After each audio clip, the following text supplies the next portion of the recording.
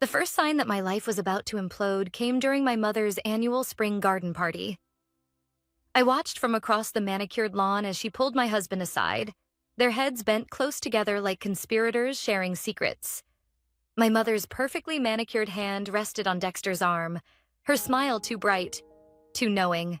I'm Angela, and until that moment, I thought I had the perfect life. Successful career, loving husband, beautiful home. But sometimes the things we think we know best are the ones that blind us the most. They've been awfully cozy lately, haven't they? Sasha appeared beside me, champagne flute in hand. My best friend had always been more perceptive than me when it came to family dynamics. Mom's always loved Dexter, I said, but the words felt hollow. Something had shifted in recent weeks. Subtle glances, hushed phone calls, my mother's increasingly frequent mentions of Juliana, Dexter's high school sweetheart. Angela, honey. My mother's voice cut through my thoughts. Come here, darling. Dexter and I were just discussing the most fascinating thing. I crossed the lawn, my heels sinking slightly into the grass. Up close, I could see the slight flush on Dexter's neck, the same flush he got when he was hiding something. What's fascinating, Mom? I kept my voice light, casual. Oh, just catching up about old times. You know, Juliana's back in town. Did Dexter mention that? My stomach dropped. No, he didn't. She's doing amazingly well. My mother continued, her eyes gleaming. Single again, running her own gallery downtown. You remember how talented she always was. Dexter wouldn't meet my eyes. He just stood there, shifting his weight from one foot to the other, like a guilty teenager. That night, after the party, I confronted him in our kitchen. The dishes from dinner sat unwashed in the sink, something that would normally drive me crazy, but suddenly seemed trivially unimportant. What's going on with you and my mother? I asked, watching him carefully. Nothing's going on, he said, but his voice wavered. Sarah's just being friendly. Friendly enough to arrange secret meetings with Juliana? His head snapped up. How did you— I didn't, until now. My hands gripped the kitchen counter. How long has this been going on? Angela, it's not what you think. Then what is it, Dexter? Because from where I'm standing, it looks like my mother is playing matchmaker with my husband and his ex-girlfriend. He ran his hands through his hair, a nervous habit I used to find endearing. Your mother, she just thinks maybe we rushed into marriage, that maybe we should have explored other options. We've been married for 5 years. My voice cracked. 5 years, Dexter. And now my own mother is trying to set you up with Juliana? I've been thinking. He paused, and in that pause, I heard the death of our marriage. Maybe she's right. Maybe we did rush things. The kitchen suddenly felt too small, too warm. Have you seen her, Juliana? His silence was answer enough. Get out, I whispered.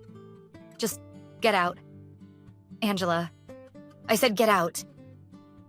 I grabbed a coffee mug from the counter and hurled it at the wall.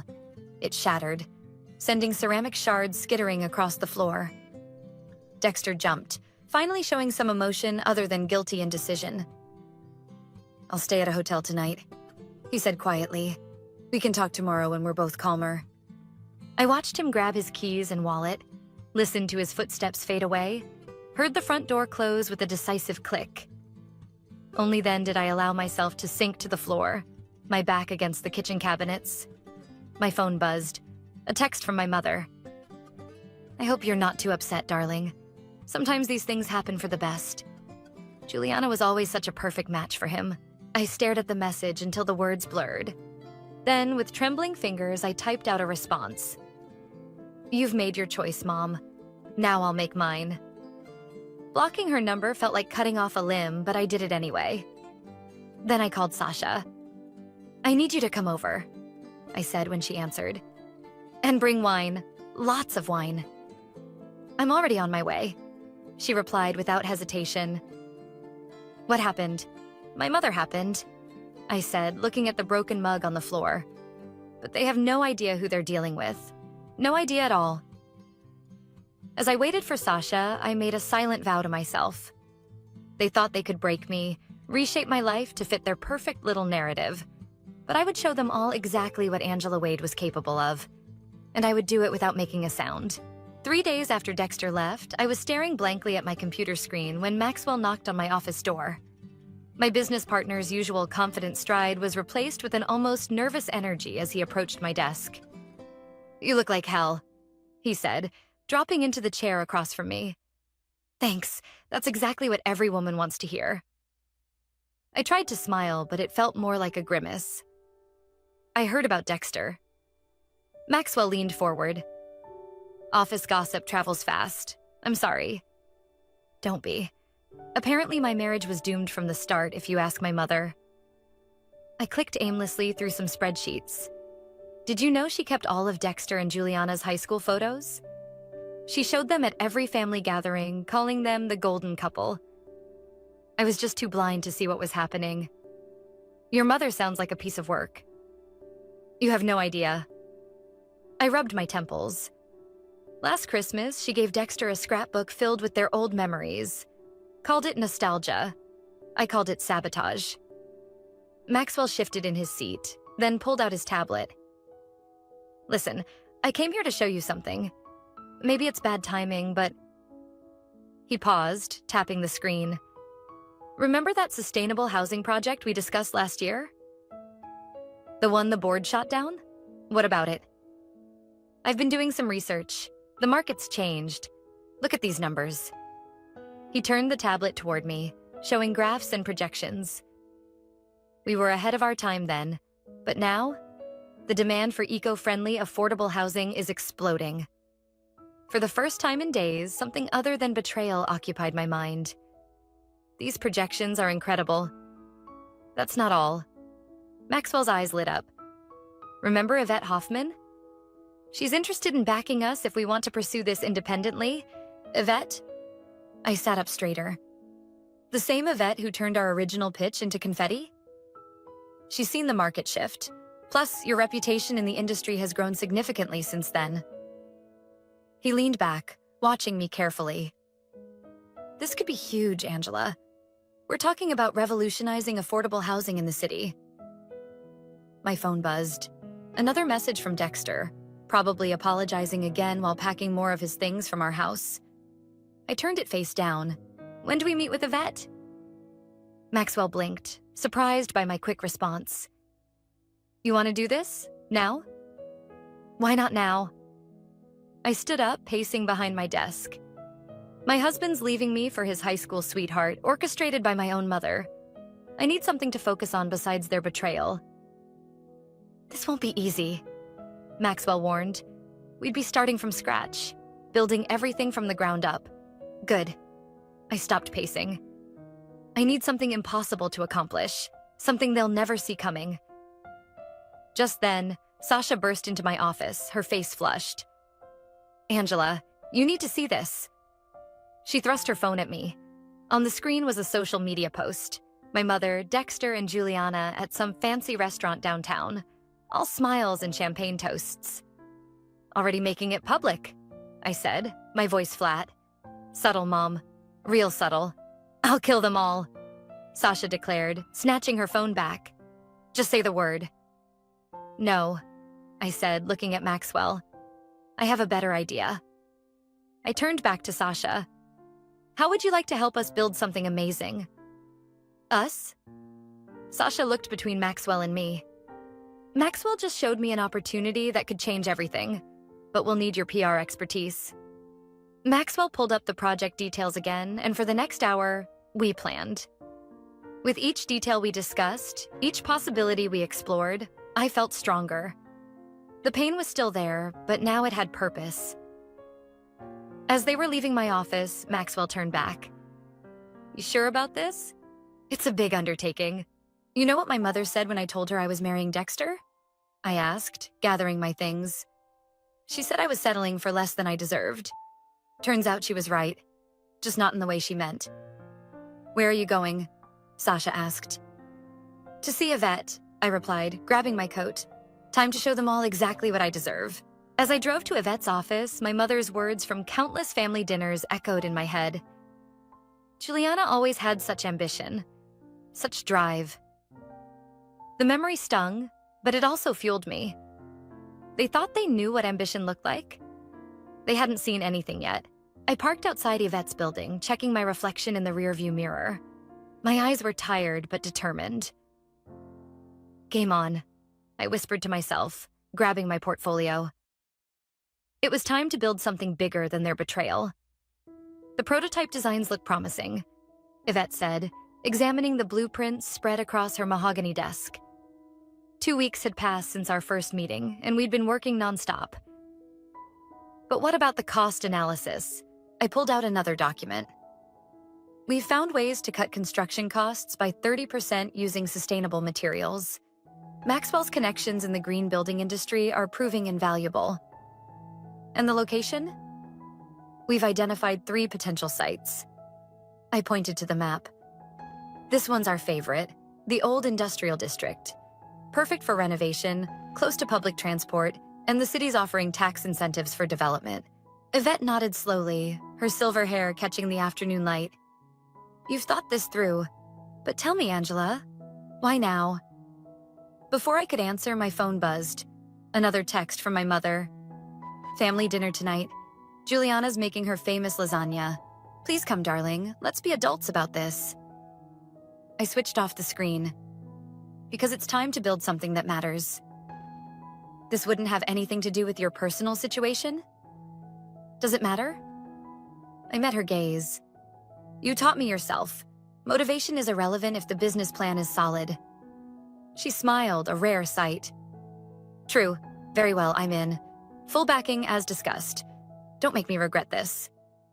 Later that evening, I was reviewing contracts with Maxwell when Sasha burst into the office, waving her phone. You won't believe this. Your mother just announced on Facebook that Dexter and Juliana are moving in together. In your old neighborhood. Maxwell winced. That's cold. I kept my eyes on the contracts. Let them play house. We have work to do. But Angela? The environmental impact study came back positive. I interrupted, sliding a document toward her. We need a press release ready by Monday. Sasha sighed but took the paper. Fine, but you can't avoid this forever. Watch me. The next morning, I arrived early at the construction site. Workers were already setting up, preparing for the groundbreaking ceremony next month. Maxwell was there, hard hat in hand. You're here early, he said, handing me a coffee. Couldn't sleep. Might as well be productive. I took a sip. The contractor called. Materials are coming in under budget. That's not why you're here at dawn. I watched a bulldozer rumble past. Dexter came by the house yesterday. Wanted to talk about selling it. What did you say? Nothing. I let him stand there knocking while I worked on the project presentation in the kitchen. I smiled grimly. Petty? Maybe. Satisfying? Definitely. Angela. A familiar voice made my stomach clench. My mother was walking toward us, designer heels completely inappropriate for a construction site. Mom, what are you doing here? You won't answer my calls. I had to track you down. She looked around disdainfully. What is all this? This is my new project, a sustainable housing development. Housing development? She laughed. Darling, you work in corporate finance. Worked, I corrected. I'm running this now, with Maxwell and Yvette Hoffman's backing. Her smile faltered. Yvette Hoffman? The real estate mogul? The same. I checked my watch. Now, if you'll excuse us, we have a meeting. Angela, don't be difficult. Come to dinner tonight. Juliana's been asking about you. I'm sure she has. I turned to Maxwell. The investors are waiting. Angela. Goodbye, Mom. As we walked away, Maxwell whispered, That was intense. Just wait until the groundbreaking ceremony. We're inviting every media outlet in the city. You're going to make them watch your success? No. I smiled. I'm going to make them part of it. Nothing hurts more than being forced to applaud someone you tried to break. That evening, I sat in my office, looking at the project renderings. My phone lit up with a text from Dexter. Sarah says you're working on some big project. Why didn't you tell me? I typed back. You lost the right to know what I'm doing when you chose my mother's fantasy over our reality. His response came quickly. It wasn't like that. I was confused. No, I wrote. You were weak. But thanks for that. Your weakness is fueling something extraordinary.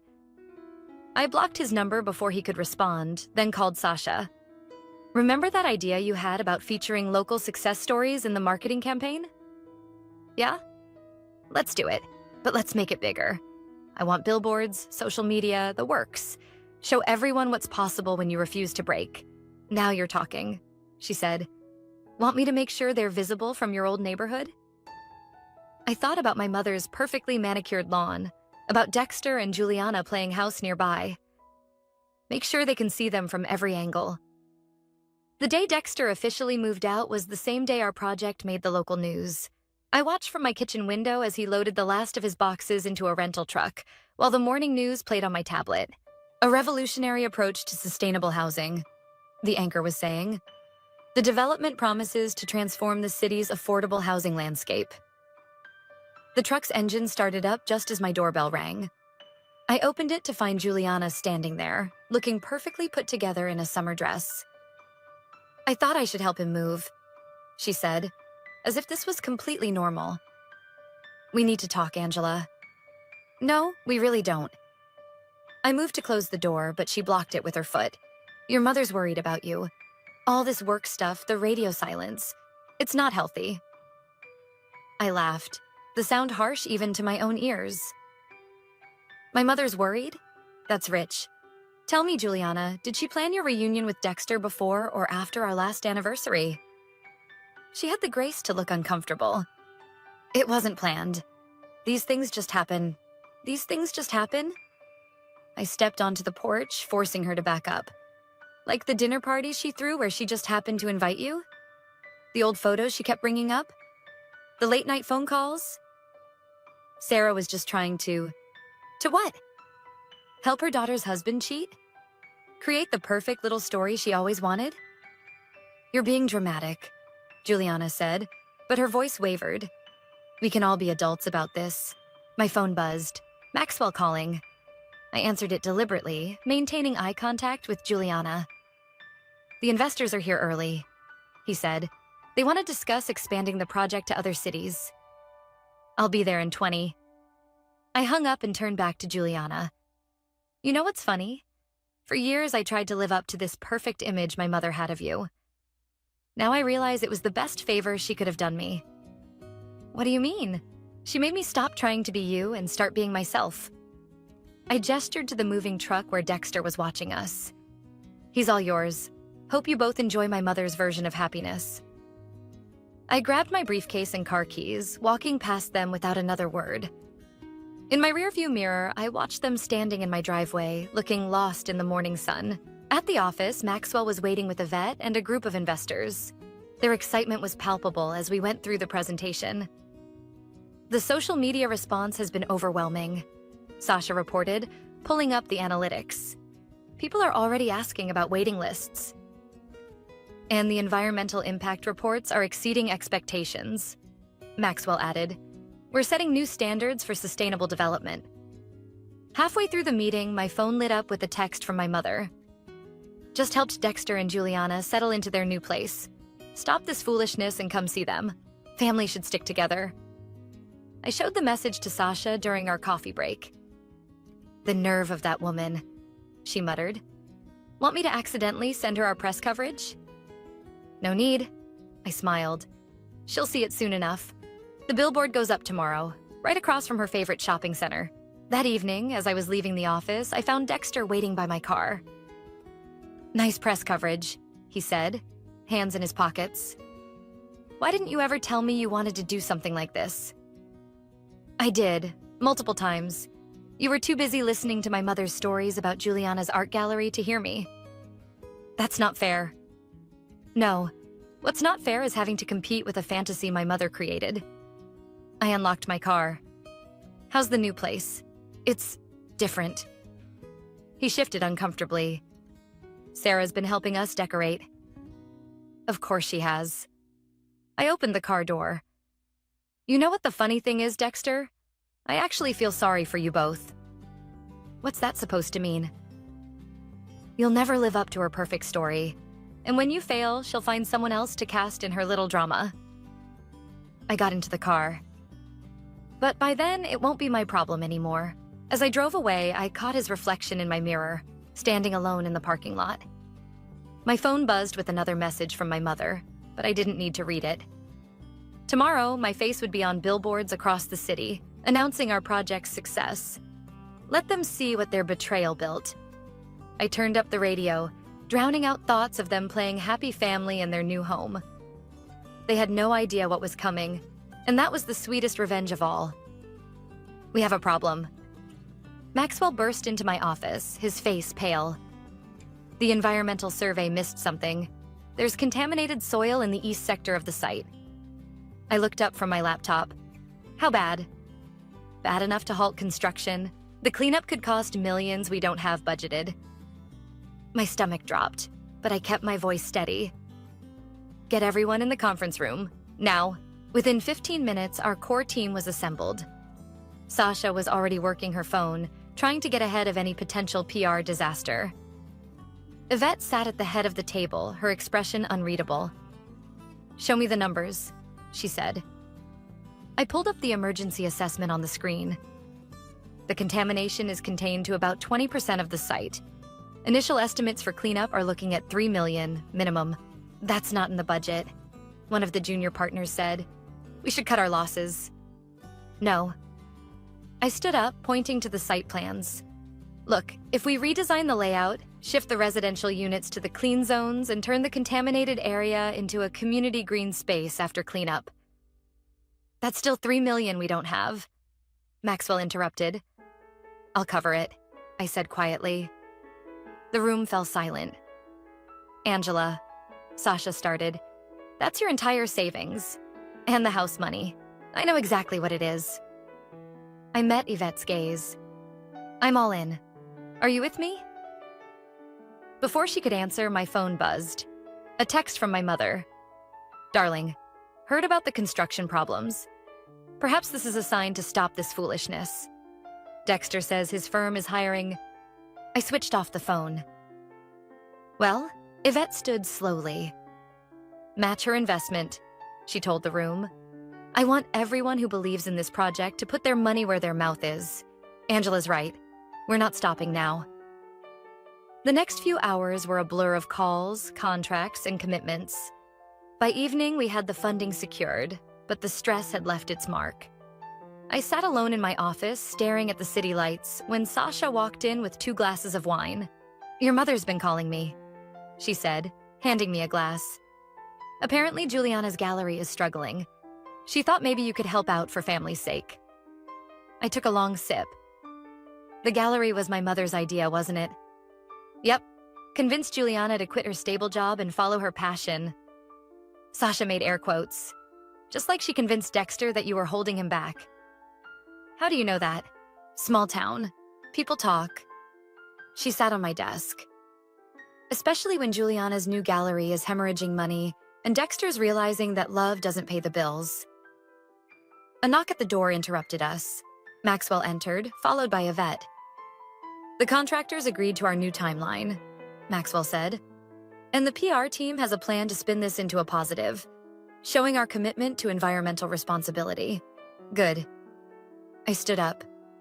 Because we're not just fixing this site. We're going to make it better than before.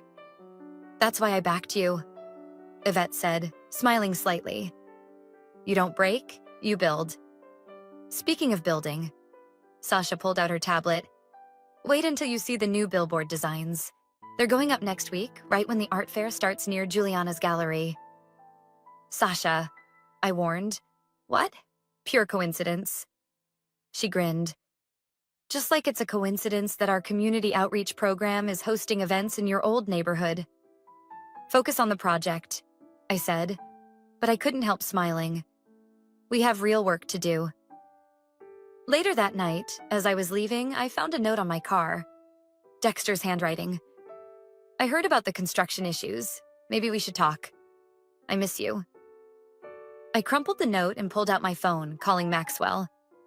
Remember that idea about adding a cultural center to the development? I asked when he answered. Let's do it, but not just any center. I want something that will make a small art gallery look like a kid's lemonade stand. Now you're just being petty, he said, but I could hear him smiling. No, I'm being strategic. My mother wanted to create her perfect story. Fine. I'm writing my own, and it's going to be bigger than anything she could have imagined. I drove home past my mother's house, where lights blazed in the windows. Through the glass, I could see them all. Mom, Dexter, and Juliana, sitting around the dinner table like some twisted Norman Rockwell painting. Let them have their dinner parties in struggling gallery. I had a city to transform, and their perfect little world was about to become very, very small in comparison. The invitation arrived on fancy cream-colored paper, my mother's signature flourish. A family celebration, it read, announcing a dinner party to welcome Juliana officially into the family. 6 months had passed since Dexter left, and my mother still couldn't resist twisting the knife. You're not actually going, are you? Sasha asked when I showed her. Oh, I'm going. I checked my phone, where Maxwell had just sent confirmation. And I'm bringing guests.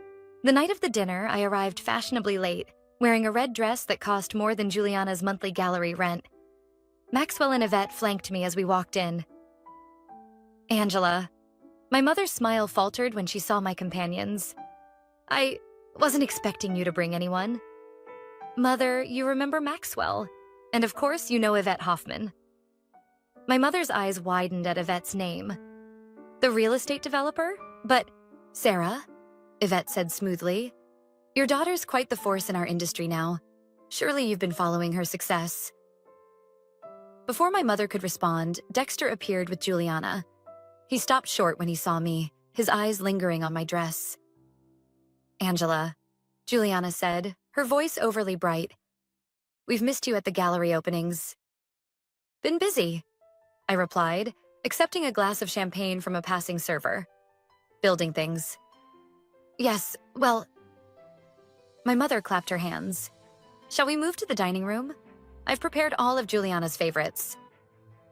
The dinner was exactly as I expected.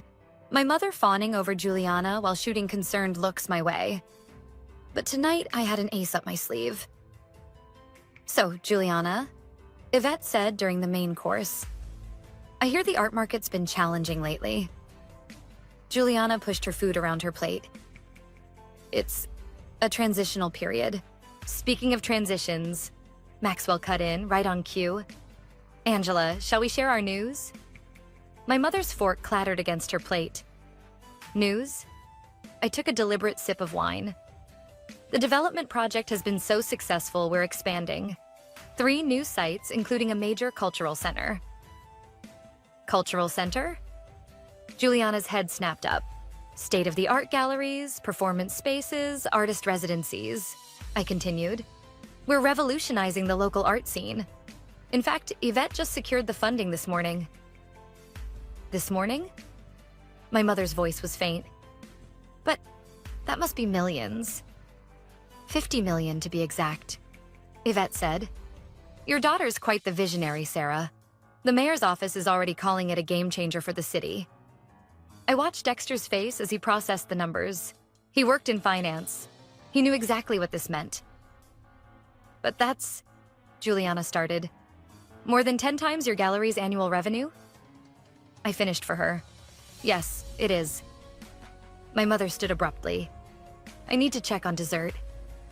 Let me help, I said, following her into the kitchen. She was gripping the counter when I entered. Was this necessary? Bringing them here, flaunting your success? Necessary? No. Satisfying? Absolutely. I leaned against the doorframe.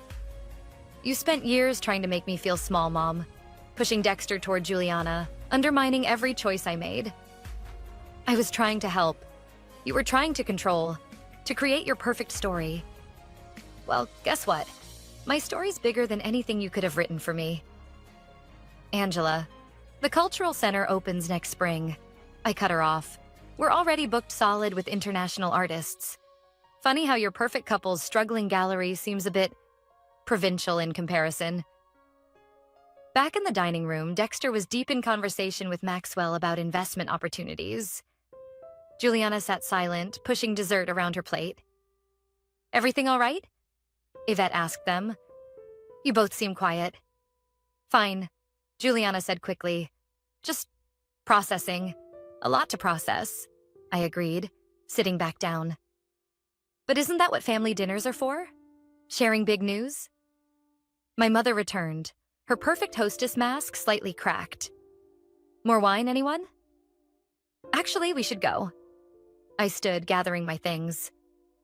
"Early meeting tomorrow. We're announcing the Cultural Center's first season of exhibitions."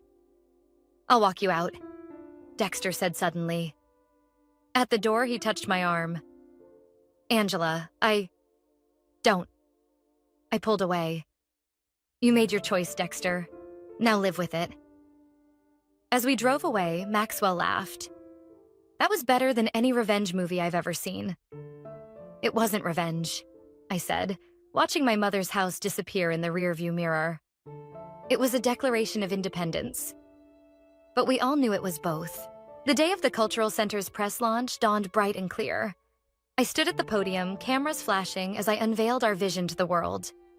The mayor sat to my right, beaming, while Yvette and Maxwell flanked me on the left. "This isn't just about buildings," I told the crowd. "It's about creating spaces where dreams can grow, where anyone with vision can find their place." From the corner of my eye, I spotted them. My mother, Dexter, and Juliana hovering at the back of the crowd. They hadn't been invited, but I knew they'd come. My mother never could resist a public spectacle. After the speeches during the champagne reception, Dexter approached me alone. "Impressive," he said, gesturing at the architectural models. "Really impressive." "Where's Juliana?" I asked, scanning the room. "Shouldn't she be networking? This is an art space after all." He shifted uncomfortably. "She's taking a break from the gallery. Things haven't been going well." "I heard something about major artists pulling out to join our residency program instead." Before he could respond, Maxwell appeared at my side. "Angela, the Japanese investors are here. They're excited about expanding to Tokyo." "Tokyo?" Dexter's eyes widened. "Just the beginning," Maxwell said, not bothering to hide his smile. "Angela's become quite the international name in sustainable development." I excused myself, leaving Dexter standing there.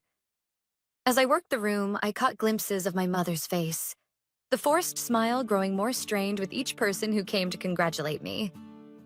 "Your daughter is remarkable," I overheard the mayor telling her. "She's single-handedly changing the face of our city." "Yes," my mother replied tightly. "She's always been ambitious." Later, during a quiet moment, Sasha pulled me aside. "Juliana's crying in the bathroom. Apparently, her last major artist just signed with us instead of her gallery." "How tragic," I said, but there was no joy in it. The victory felt different than I'd imagined. Not sweet, just final. "Angela." My mother's voice came from behind me. "We need to talk."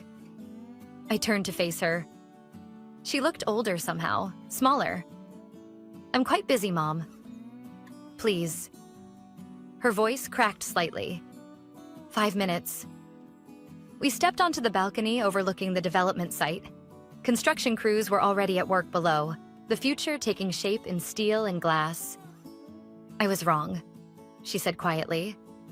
"About what specifically? Undermining my marriage? Pushing Dexter toward Juliana? Or just generally trying to control my life? All of it." She gripped the railing. "I thought I knew what was best. I thought Juliana was the perfect match for Dexter, that you were settling for less than you deserved. And now? Now I see that I was the one who didn't see your worth." She turned to me, tears in her eyes. "You've built something extraordinary, Angela. Something I never could have imagined for you. That's the problem, Mom. You never tried to imagine what I could do. You were too busy trying to reshape me into your vision."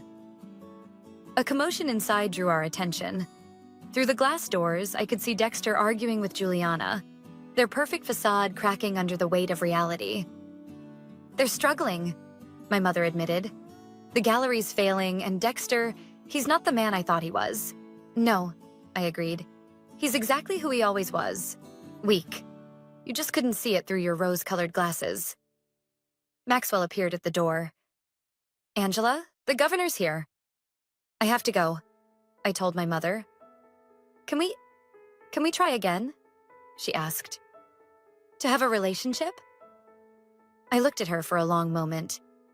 "Maybe, but not on your terms anymore. I'm not that person anymore." Back inside, I passed Dexter and Juliana as they were leaving. He reached for my arm, but I stepped away. "Angela, please," he said. "I made a mistake." "No, Dexter, you made a choice. Several choices, actually, and now you get to live with them." I walked away, toward the governor and the future I'd built from the ashes of their betrayal. Behind me, I heard Juliana's muffled sobs, my mother's attempts at comfort. "You okay?" Maxwell asked quietly. I looked around the room, at the investors eager to work with us, at Yvette's proud smile, at Sasha filming everything for our social media. "You know what?" I said, straightening my shoulders. "I really am." Because the best revenge wasn't destroying their perfect little world. It was building something so much bigger that their world became irrelevant. The ribbon-cutting ceremony for the cultural center drew crowds that stretched around the block. I stood back, watching artists and residents explore the spaces we'd created. The galleries, workshops, and community areas already buzzing with life. "They're calling it the crown jewel of the city," Maxwell said, appearing beside me with 2 glasses of champagne. Not bad for someone who is just settling. Through the floor-to-ceiling windows, I could see our housing development stretching into the distance. Homes filled with families. Dreams taking root in soil we'd healed and transformed. "Ms. Angela?" A young woman approached, clutching a portfolio. "I'm sorry to interrupt, but I wanted to thank you. The residency program, it changed my life." Before I could respond, I heard a familiar voice. "Angela." I turned to find Juliana standing there, looking less polished than usual. "The gallery's closing," she said without preamble. "I thought you should hear it from me." "I know," I replied. "I bought it yesterday." Her face paled. "What?" "We're turning it into a community art space. Free classes for kids, workshops for emerging artists." I gestured to the young woman with the portfolio. "Maria here will be running it." Juliana's lips trembled. "I suppose you're happy now. You've won." "This was never about winning, Juliana. It was about building something meaningful." I handed her my card. "If you want to teach art classes, call me. But this time, you'll have to earn your place." She left without responding, passing Sasha, who was approaching with Yvette. "Your mother's here," Sasha warned. "She's by the main entrance." I found her standing alone, staring at the donor wall where her name was conspicuously absent. "Hello, Mom." "This is extraordinary," she said softly. "All of it." She turned to face me. "Dexter moved out last week, back to his old apartment." I heard. I was wrong about so many things. She reached for my hand. "Can I show you something?" She led me to her car and pulled out a box. Inside were photographs, not the ones of Dexter and Juliana she'd always paraded around, but ones of me. Me graduating college, starting my first job, wedding photos I thought she'd ignored. "I kept these too," she said. I got so caught up in the story I thought should happen, I missed the amazing story that was actually unfolding." "Mom, let me finish. I saw the community programs you're launching, the families you're helping. You've created something beautiful, Angela. Something real." She closed the box. "I'm proud of you, and I'm sorry it took me so long to see you." Before I could respond, Maxwell called out, "Angela, the mayor's ready for the dedication." "Go," my mother said. "This is your moment." As I walked toward the podium, I passed Dexter standing near the back. Our eyes met briefly, but there was nothing left to say. His presence barely registered anymore. just another face in a crowd that had gathered to celebrate something bigger than our past. Today isn't just about buildings, I told the audience. It's about transformation, about taking broken things and making them whole in new ways, about creating spaces where people can write their own stories. I caught Yvette's proud smile, saw Maxwell and Sasha beaming from the front row. My mother stood at the back, really seeing me perhaps for the first time. Someone once told me I was settling for less than I deserved. I continued. They were right, but not in the way they meant. We all deserve to build something meaningful, to create something that outlasts our pain. After the ceremony, as the sun set over our creation, I stood with my team on the rooftop garden. To new beginnings, Maxwell raised his glass. To karma, Sasha added with a wink. To building something real, I said, looking out over the city we'd helped transform. Below, people streamed in and out of the cultural center, their voices carrying up to us on the evening breeze. Artists, families, dreamers, all finding their place in the spaces we'd created from my mother's betrayal and Dexter's weakness. I thought about the young artists like Maria, about the families in our housing development, about all the stories that would unfold here. My mother had tried to write my story, but instead, she'd pushed me to create something bigger than any of us had imagined.